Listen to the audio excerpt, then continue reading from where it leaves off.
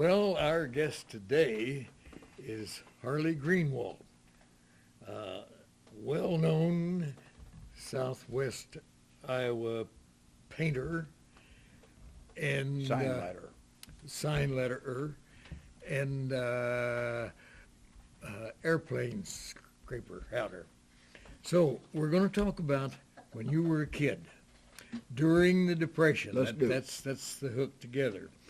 Ask me a And question. so, did the Depression influence your life, or your dad, or your mother's? Yes, it did.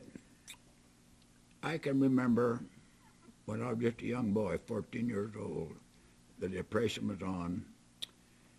And I can remember my mother, the dust bowls out of Oklahoma, the dust bowls were blowing dust in, and my mother would put rags in around the front window and shut the front door, keep the dust from blowing in. All of us were poor, but we all survived. There were no millionaires in our town. In my end of town, was all poor, but we all survived.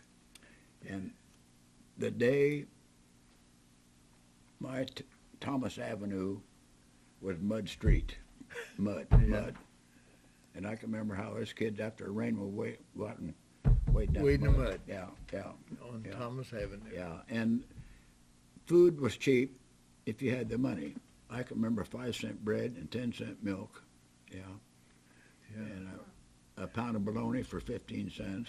Yeah. Did your folks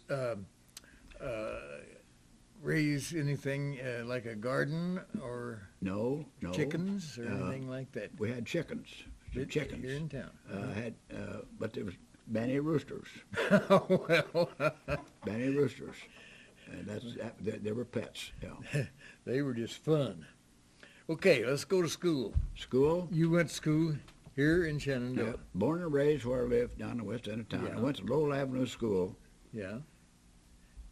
I started at Lowell Avenue School, and then one day my dad lost his job at KFNF.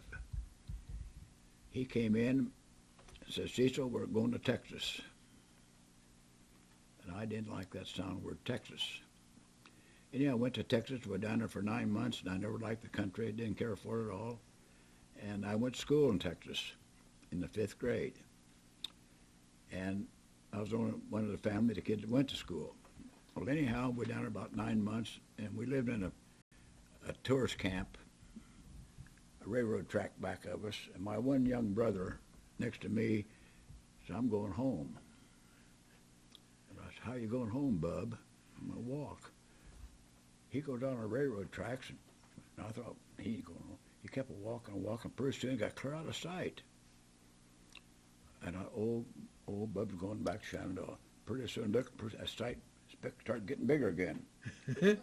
Bub come back. Well, anyhow, my dad came in one day and said, "Cecil, pack up, we're going home." Back to Shenandoah. Shenandoah. And my grandmother was with us, and I could hear my grandmother saying, "We're from Iowa. We're from Iowa. We're on our way home." And my grandmother smoked a pipe. Everybody knew it because you could smell that pipe. Anyhow, she was part of the family, my dad's mother, Sure. and we enjoyed her. Yeah. Well, your dad said he was coming back here. Did he have a job back here? He to came come back to work, came back here, and he was an electrician. Yeah. And anyhow, time went on, and they building the new city water plant down here. My dad got the contract of electrical wiring. Uh-huh. Yeah, that water plant. That's what brought you back. That put us back in gear. Yeah. Well, good. And Yeah. then how old were you then? I was probably 12 years old then. You were, what, about Yeah. fifth, sixth grade? Yeah, and when I come back to Shenandoah, and I flunked the 5th grade because down there I got into wrong time, and I got into wrong time here, and I flunked I shouldn't say that, but I made it anyhow. Of course. Made it anyhow. And I left Lowell Avenue School at the 6th grade and went to junior high. Yeah. And I was in 8th grade, and one day I fell down the stair steps, and it cut me all up. bruised me all up, and my dad come and got me, brought me home, and the next day I wouldn't go back to school. I was embarrassed. I was so embarrassed because I was bloody when I fell. I didn't go back to school. And he said, "You're going to go to work for me then." I said, "I'm not an electrician. I get electrocuted every time I go out with you." Well, in 1934, this sounds amazing. Over in the Shenandoah water plant, on the wall, facing the east, there's a sign up there. It says Shenandoah Municipal Water Plant. Who put that sign up there? Those letters are made out of brass. I can remember my dad taking a piece of paper that they sent for this lettering, had holes in it, and he marked all those holes where each letter went. He gave me a star drill and a hammer. And I drilled every one of those holes. Never will forget that. And then my dad gets up there and puts those back in there. They're there here today. Are they really? Still there today. And that's a long time ago. Long time ago. And I can remember of a night, my arm was just, it was stiff from just hammering. Well, There's no such thing as electric drill. And I drilled the holes. And that was, my dad put the lettering in there then, yeah. and it's still there. Still there. And Mrs. In here at the chamber, Shelley, she went and took a picture of it. Oh, good. Do you, what about clothes? What'd you wear? Clothes, if I may say so, I wore some hand-me-downs. I did. Sure. Wore some hand-me-downs, and some of the overalls I had were roll clear up to my knees. But that's all we had. That's all we had. And then my shoes are wearing out, and I can remember my mother took me into J.C. Penney, the old J.C. Penney, and buy me a pair of tennis shoes for 99 cents. But take them off, had to leave them outdoors at night. Your feet would smell so bad from those rubber tennis shoes. And we leave them out. And then my dog. But you could bring your feet in. Bring your feet in, but Just leave the shoes out. And my dog, just a dog, but he knew smell. He wouldn't even get near those shoes. Just think if two of us boys had those stinking tennis shoes. Well, then I needed some overalls, and Mom took me up to J.C. Penney's, and I bought a pair of payday. She bought me a pair of payday overalls. I think around $1.49 or something like that. And I was so proud of those overalls that I didn't want to take them off. I was just so proud of them. Brand new payday overalls. Brand new. Yeah. Probably the first brand new things you'd ever had. They was brand new. What'd the girls wear? I mean, did they wear overalls? I can remember my sister Mildred and my neighbor girl next door wearing over the ankle shoes, button hooks on them, with button hooks. Yeah, button hooks, and I thought they were beautiful. I did see something like that. My sister Mildred Opal, she wore a pair of them, and a girl next door wore a pair of them, and I thought they were beautiful. And their dresses was just way down above the ankle, just above the ankle, and that's about it. Uh-huh. Yeah. They, and when you were in school or school age, what games did you play? I wasn't a game player. Bill, I wanted to be a sign painter. Always? In George Midall Sign Company here, Yes. George and Martin Midall, I would go up there, and old Martin and George Midall says, "You want to work?" "I want to work." I done everything but mop the floor for $3 a week. Then George J. Drug out west of town had a big mammoth 24-sheet billboard, George J. Drug Company. He said, "You're going to learn to be a sign writer." And I said, "Yes." He wouldn't say painter. He always say sign writer. Sign writer, okay. He had a Model T Ford pickup, yellow, painted up real nice. Midall Sign Company, tell the world with signs. Tell the world with signs. We goes out there, and George marked around the letters, and I filled in behind him. And started. Oh, I love that, Bill. I love that. The letters are white with a blue background. He marked, go around the letters, and I filled in back of him, and boy, I loved it. You found I what you loved were it. going to do the rest of your life. Then if I may say so, a sign came in, Manhattan Oil Company. Manhattan Oil Company. And George was painting that thing, and today, you know where that sign's at today? Big long sign about down in Kirby's bike shop, hanging on the wall, Manhattan Oil Company. I never did know where this was at, though, but then later it was Phillips. I'll be darned. And that sign is still there, too. He got the sign, and I knew it was George Meadow's sign. I could see it.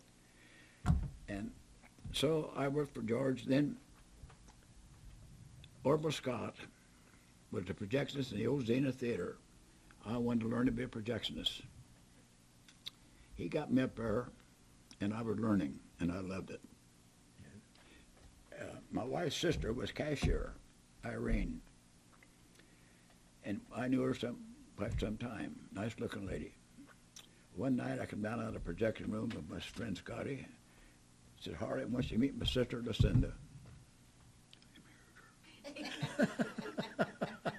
I married her. A beautiful woman. Did she ever forgive you? Beautiful. Okay. What about the weather? The what? The weather. Weather was nothing like this. Nothing like this summer. The weather was hot and dry, and no rain, Bill. No rain. I had Willis Bartles had a Bartles built out there. He'd try to raise a garden, and he'd go over to the creek right by Johnson Creek, get water to pour on his vegetables and so forth. That's how I bet it was. They're dry. And there was always water running down in that creek. And I don't know where that creek originated from. It's up east of the new high school somewhere that Johnson run. Sure. But anyhow, us kids, there was a swimming hole in there maybe about 3 foot deep.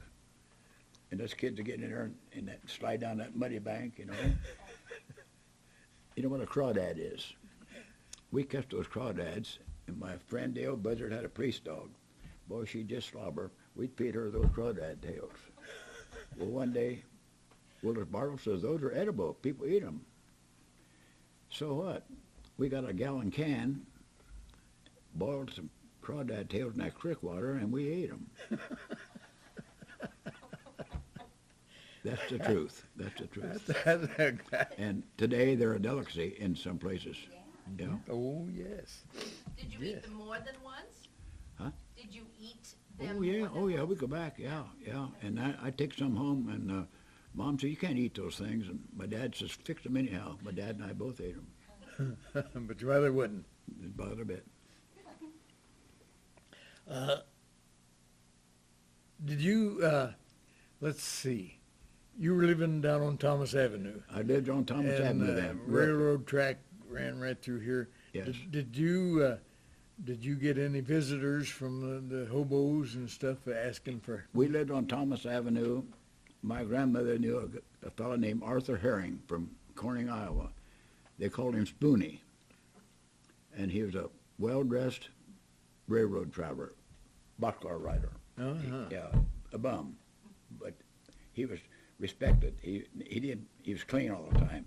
He'd come to Mom's back door, Cecil, I need a couple of eggs and a potato. Mom would give him the eggs, potato. He would go out there in the backyard.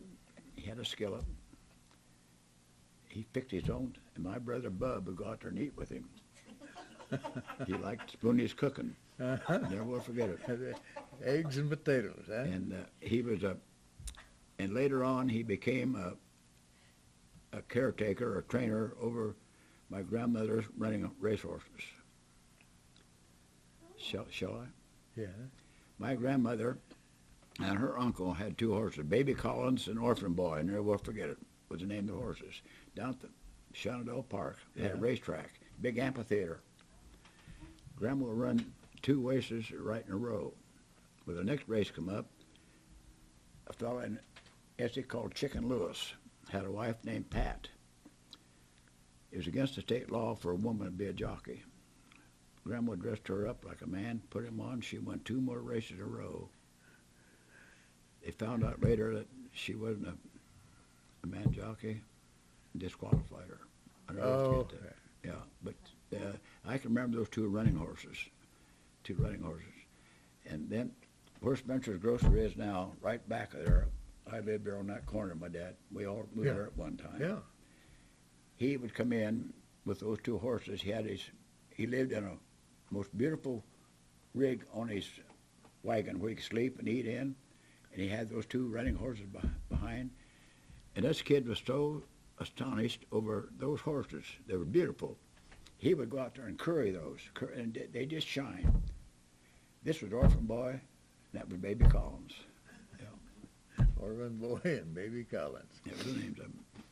What was that girl's name that dressed up like a boy and rode? That was Pat, Chicken Lewis's wife, Pat. She died here about 10 years ago. They're both gone now, and she was beautiful. She was a very beautiful girl, and so Grandma cut her hair, just and chop it off and put that jockey, and you couldn't tell it. No lipstick, nothing. And Pat was a jockey. I can see her to this day. Because I was down there, I could see it. I can remember it real well. And I was young. And so that took place then in Sportsman's Park near the pool? It was where the National Guard Armory is now, and that whole area was Fairgrounds. fairgrounds and a racetrack around it, big racetrack. And horses from all over the area would come there and enter those races. Yeah. Huh. And I can remember people in the carnivals going around Sunday, little fans, the wind blowing them. And my grandma got me with a nickel apiece, and she got me one of those things. And you ran. Now I build airplanes. Yeah. That's where it began.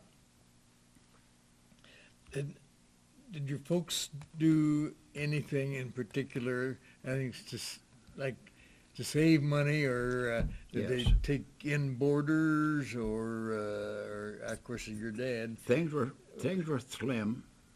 My mother worked the laundry, Puritan Laundry, and she'd come home and I should be tired. Get up bet. next morning, go back to work. My dad was an electrician, and my grandmother took care of us kids. Yeah. So they And my all- dog. I had Everybody pitched in. in everybody other words. pitched in.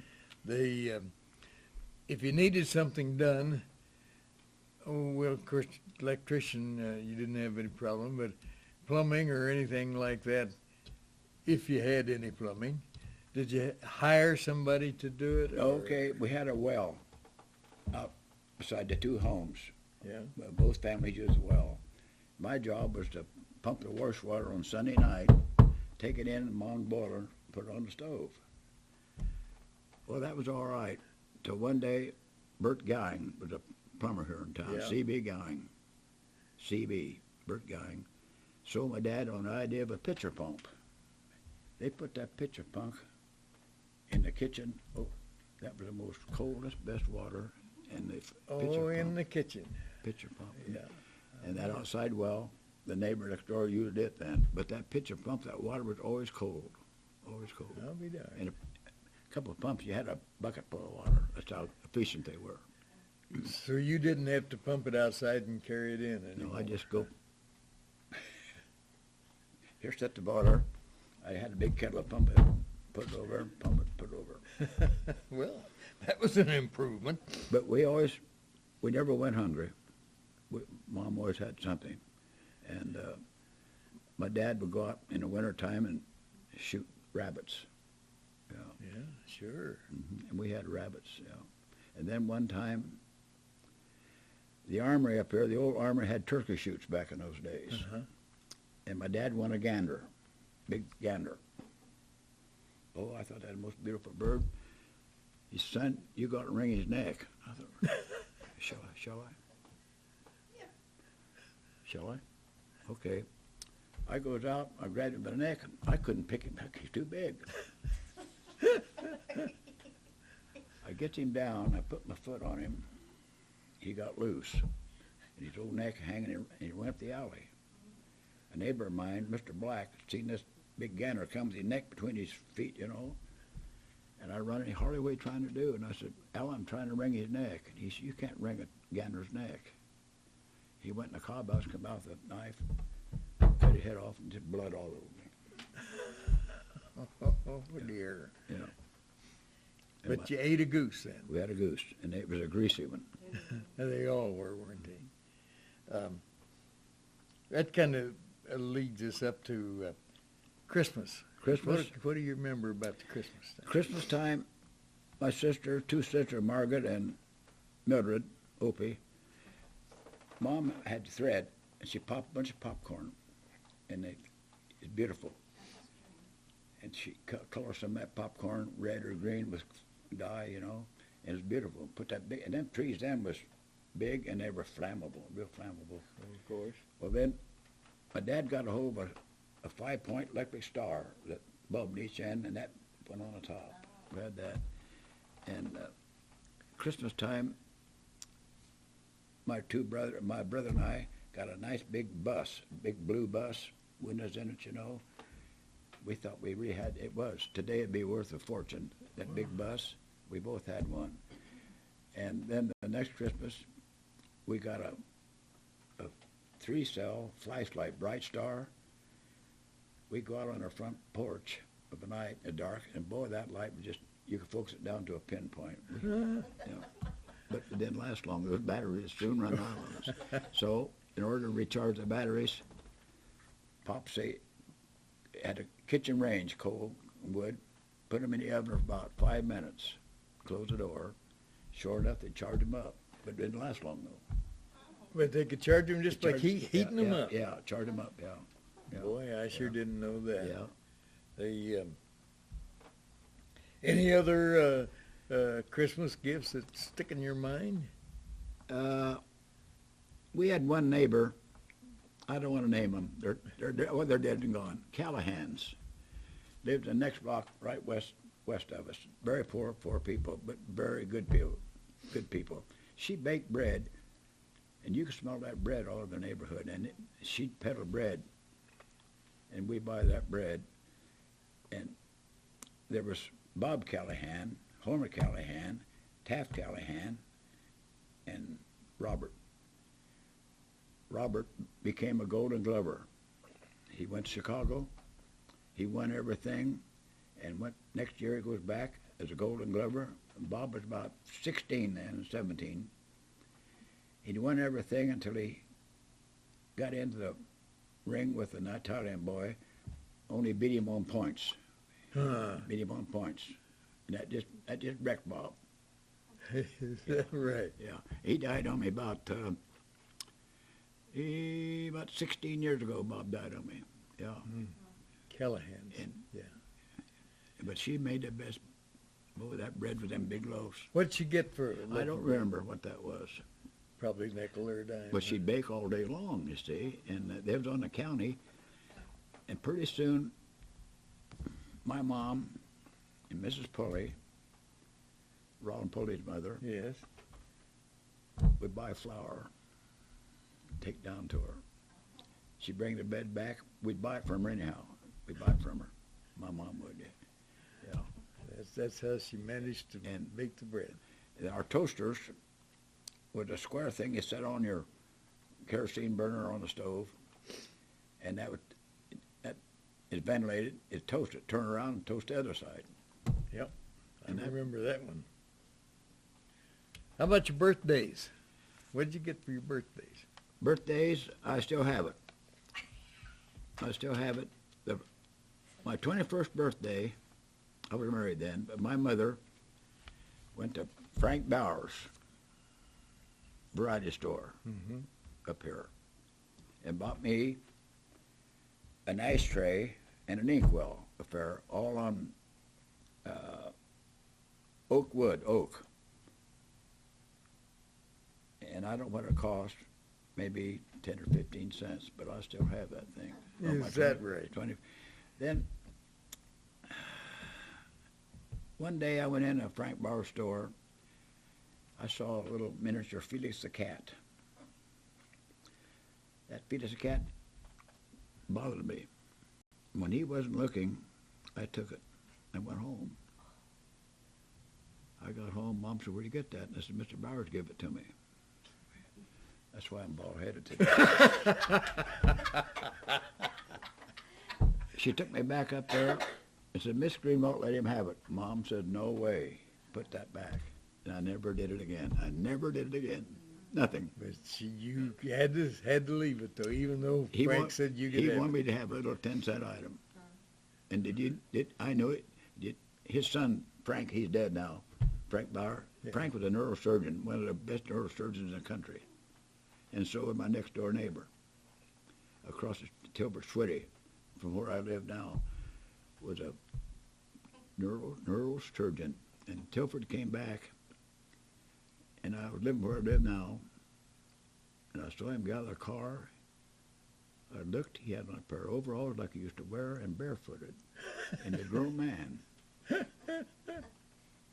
I said, Switty, Dauber. He called me Dauber. That was something. Barefoot and Then he left, and he died. Never got to see him again. But we went way back to the barefoot days. There he was barefooted.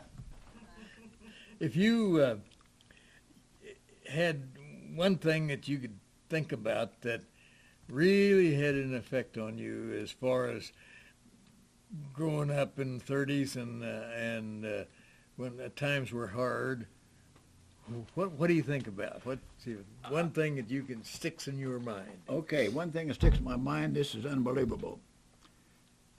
Up on the Burlington tracks was a great big flat car with a mammoth whale on it. Dead. I hope. And you could smell it. But it cost you 5 cents to walk up there and see that whale. Well, my dad took me and my brother up there. We saw that whale. It was just a terrible smell. And I never will forget that. Another thing I'd like to tell you that hits me every day. Can I? I was going to a little school. I had a girlfriend named Ruth Hamilton. I was probably maybe 7 years old, back in 1925, whenever it may be. Her and I they lived right next door to us. Her and I was just close. School out that afternoon, summertime, and running by where I live now, in Sheridan Avenue, there's water running down in the gutter.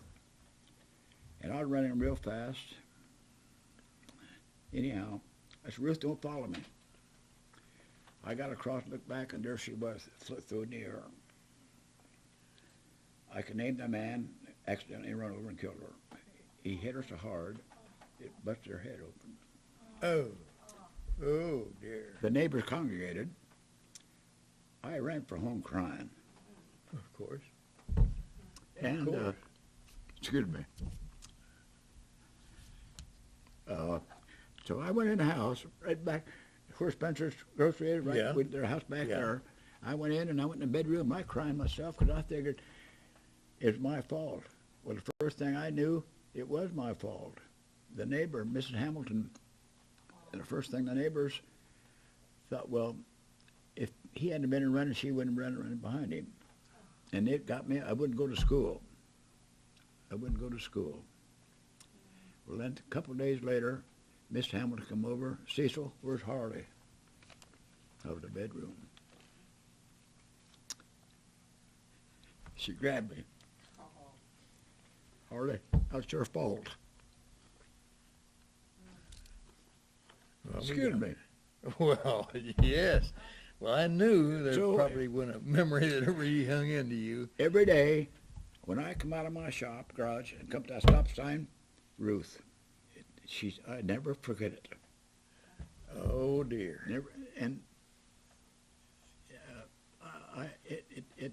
it bothered me. But Well, of anyhow, course. she's not haunting me, no. But I think of this every time I get to that intersection there. And here come this car. I don't want the name. You remember Ron Hoberman? Yes. It was his father. The hitter. It just about made him. He just about went sane over it. Of course. I don't want Of that, course. yeah. He didn't do it, Yeah. but he was the one. Yeah. Well, anything else you want to talk about? No, except I got a job. I'm working on another airplane.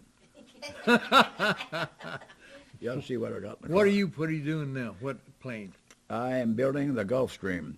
The government bought 5 of them 2 years ago, and they're very high-priced airplanes, the Gulfstream, and they're 21 and 42 passenger planes, twin-engine jet jobs, and they're beautiful, Gulfstream, and the government bought. And Pelosi, you know, the Speaker of the House, what's her name is, Oh, yeah. she was going to go to California, but she wanted to take the 747, which is no way for 4 people. She had to take one of the Gulfstreams. Yeah, And that's what you're working on now. yeah. And I'll bring it up. I'm just ready to mount it. I got it all ready. It's already painted. It's dry now. Yeah, but I got it. It's all Do done. they have any of your planes here? Do what? Do they have any of the planes you built No, here? I just tell the ladies there I'm going to donate a couple. Well, I wish you would, yeah. I built Gosh, 50, yes. I built 57 different planes, and I may donate more if you don't mind, because my son's a pilot, private pilot, lives in Millard, got a beautiful airplane, and I go with him. We go to Oshkosh, and Oh, yeah, up to the, Bill, I seen an accident happen in Oshkosh. Turn that off. Well, no, it's all right. Anyhow, a tank wagon coming around, filling up some planes. Here sat a big Beechcraft Beaver, had wing tanks on it. He came around too close, hit that wing tank, tore it off. If that had been full of fuel, it'd been ignited, but it didn't. He tore that off accidentally, and everybody started running, but I seen it from a distance, you know. And then my son is my stepson, Bill. I've had him since he's 3 years old. He takes me as a dad. He's a good pilot. And LaVon, you know, you remember LaVon Gilbert here in town? Kimber Gilbert's daughter? yes. She's a wonderful pilot. They're instrument rated, they're certified. And we was going into Oshkosh, and we come in on our approach. A guy flew in under us, a white. I never heard her swear in my life till then. She was ignited. She picked up that thing and Bill grabbed it, took it away from her. She was- I said, Bill, let's go get him. Bill said, Dad, no. So that was it. Well, it's been fun. Bill, I'm glad to be with you again, Bill. Really-